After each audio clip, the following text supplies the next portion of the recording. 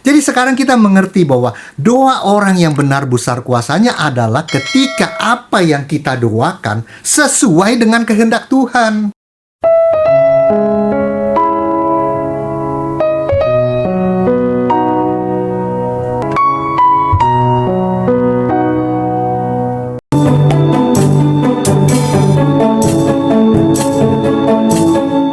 Kita masih berbicara mengenai doa orang benar, besar kuasanya, itu yang mengutip kepada satu raja-raja itu. Jadi ketika Raja Ahab berkuasa di kerajaan utara, istrinya yang bernama Isabel adalah seorang penyembah dewa Baal. Pasangan ini dikenal sebagai salah satu pasangan paling fasik di dalam Alkitab. Ahab disebut melakukan lebih banyak dosa yang menyakiti hati Tuhan dibanding raja-raja sebelum dia. Itu satu raja-raja berkata mengenai itu. Ini karena dia dipengaruhi oleh istrinya Isabel yang adalah seorang penyembah dewa Baal. Yang kemudian Raja Ahab pun menjadi penyembah Baal juga. Kemudian itu membawa satu pengaruh yang begitu besar penyembahan Baal ini di kerajaan utara. Dikatakan pada pemerintahannya, Raja Ahab sangat memprovokasi orang Israel dari menyembah Allah Israel yang kita kenal sebagai Yahweh ya, YHWH, dan menjerumuskan bangsa Israel ini jatuh kepada penyembahan berhala Baal itu. Ini semua karena pengaruh Isabel yang begitu kuat, melarang orang-orang Israel melakukan ritual-ritual agama Yahudi yang sudah mereka lakukan turun-temurun. Bayangkan begitu besar pengaruhnya Isabel ini kepada Raja Ahab, suaminya. Penekanan yang begitu kuat terhadap orang Israel ini menyakitkan hati Tuhan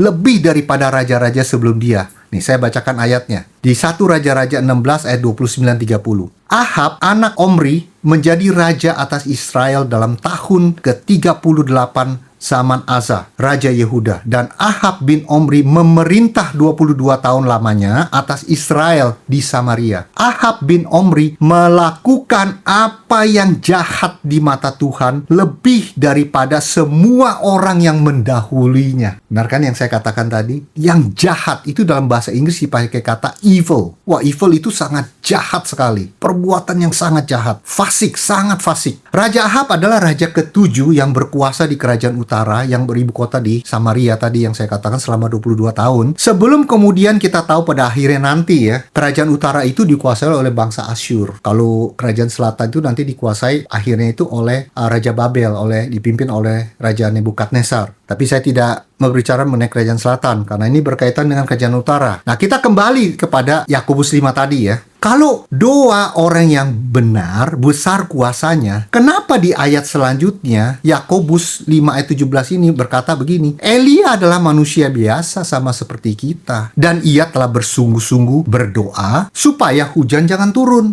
dan hujan pun tidak turun di bumi selama 3 tahun dan 6 bulan. Elia tuh seorang nabi besar, tapi dikatakan oleh Yakobus manusia biasa, sama seperti kita. Orang-orang benar ini, orang-orang percaya kita. Doa Elia begitu berkuasa, dikatakan dia bisa menghentikan hujan sehingga tidak turun hujan selama 3,5 tahun. Kemudian dia berdoa lagi dan hujan turun. Elia bisa mengendalikan cuaca. Benarkah doanya begitu berkuasa? Yang sering ditafsir oleh banyak, tidak sedikit oleh orang Kristen loh. Pertanyaannya, apakah kita bisa melakukan apa yang dilakukan Elia? Karena kita disejajarkan loh doa orang yang benar ini dengan doanya Elia di dalam ayat itu. Mari kita bongkar ya, bagaimana doa Elia bisa begitu berkuasanya. Kita bongkar sekarang. Kita lihat latar belakang ketika Elia menahan hujan tidak turun. Apa alasan kenapa Elia menghentikan hujan? Nggak pugu-pugu dia menghentikan hujan, pasti ada alasannya dong. Nah, selama ini yang kita tidak pernah bicarakan ini. Kenapa dia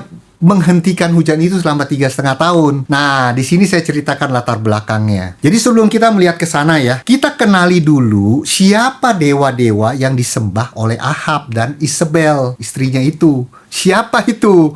Baru kita bisa menjawab ini. Dewa-dewa disembah oleh Isabel itu adalah dewa Baal yang tadi saya katakan. Siapa sih dewa Baal itu? Dewa Baal itu adalah dewa kesuburan, dewa hujan, atau dewa badai. Nah, Isabel itu dia memelihara 450 nabi penyembah Baal. Saudara bisa baca di 1 Raja-Raja itu, lengkap semuanya ada di situ. Saya tidak mengutip ayatnya, cuma saudara baca sendiri. Dia membangun kuil untuk penyembahan dewa Baal itu. Nah, selain dewa Baal, Baal, Isabel juga menyembah Dewi Asyera. Dewi itu kan perempuan ya. Dewi Asyera itu apa sih? Itu dewi kesuburan juga. Dewi laut. Isabel itu memelihara 400 nabi penyembah Dewi Asyera. Bayangin tuh fasiknya ini Isabel yang bisa mempengaruhi Ahab. Dia menyembah dua dewa dan dewi dan mempengaruhi orang-orang Israel di kerajaan utara ini. Jadi Raja Ahab dan istrinya Isabel ini sangat mengagungkan penyembahan kepada Baal yang dipercaya sebagai dewa kesuburan, yaitu dewa hujan tadi itu. Jadi tujuan Elia menantang dewa Baal yang disembah oleh Raja Ahab dan istrinya Isabel, apakah berkuasa menurunkan hujan yang dihentikan oleh Allah melalui doa Elia. Itu konteksnya. Kenapa sampai dia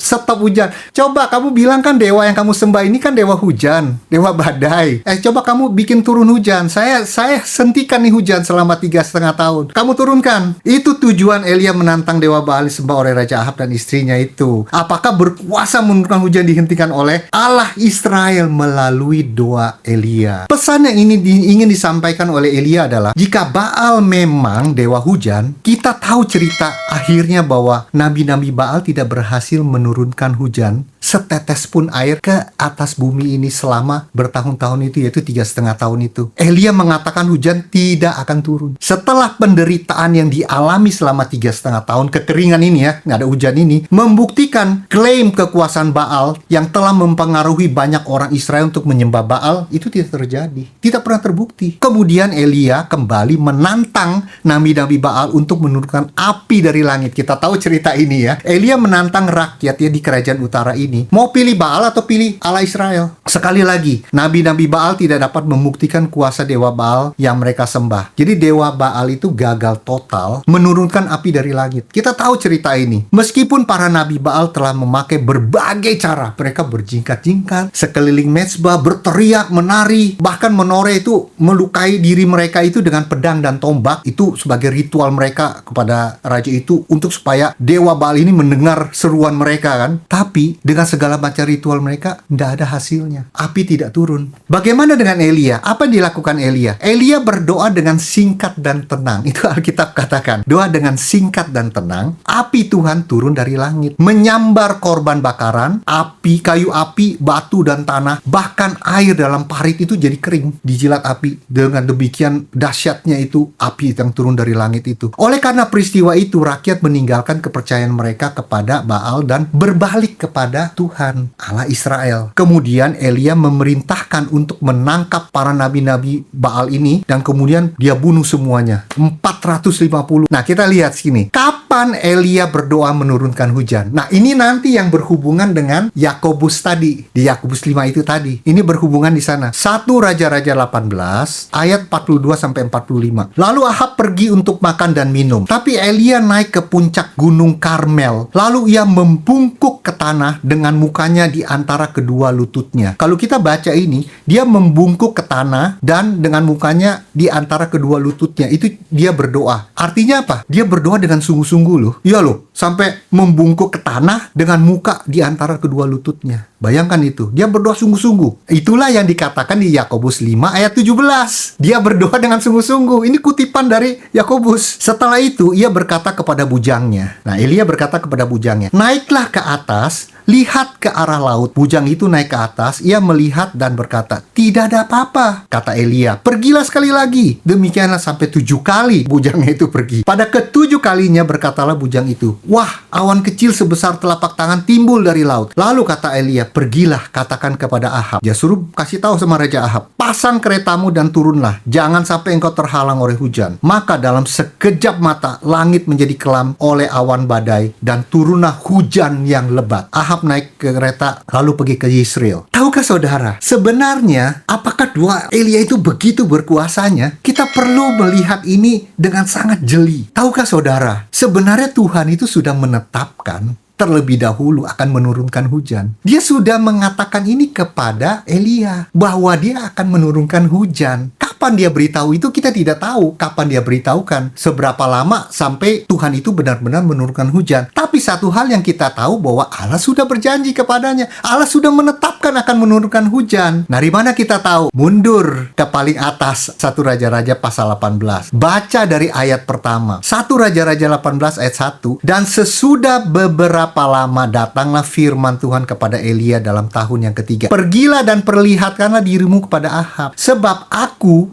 itu kan Allah, hendak memberi hujan ke atas muka bumi. Nanti di ayat yang ke-42 sampai ke-45 dia bilang itu akan hujan, tapi dia berdoa dengan sungguh-sungguh. Sebenarnya Elia kan sudah tahu Tuhan sudah berjanji, tapi jangan salah, Elia bukan tidak percaya kepada janji Allah, tapi Elia meresponi janji Allah. Dia bertanggung jawab dengan respon dia dengan berdoa dengan sungguh-sungguh. Artinya apa? Dia benar-benar menggantungkan semua ini kepada Tuhan, bukan karena kekuatan dirinya yang bisa menurunkan hujan, tapi dia benar-benar menggantungkan bahwa Tuhan sudah berjanji, saya tahu Tuhan pasti akan lakukan itu. Tapi dia berdoa dengan sungguh-sungguh, bukan asal doa. Jadi saya ingin baca Yakobus 5 ayat 16 dalam versi BIMK, bahasa Indonesia, bahasa kini. Itu berbeda bunyinya begini. Yakobus 5 ayat 16. Sebab itu, hendaklah kalian saling mengakui kesalahan dan saling mendoakan, supaya kalian disembuhkan. Perhatikan ya, doa orang yang menuruti kemauan Allah. Kalau di TB 1 dan 2, doa orang yang benar kan? Kalau di BMK enggak? Doa orang yang menuruti kemauan Allah mempunyai kuasa yang besar. Ya nggak heran kalau kita berdoa sesuai dengan kehendak Allah,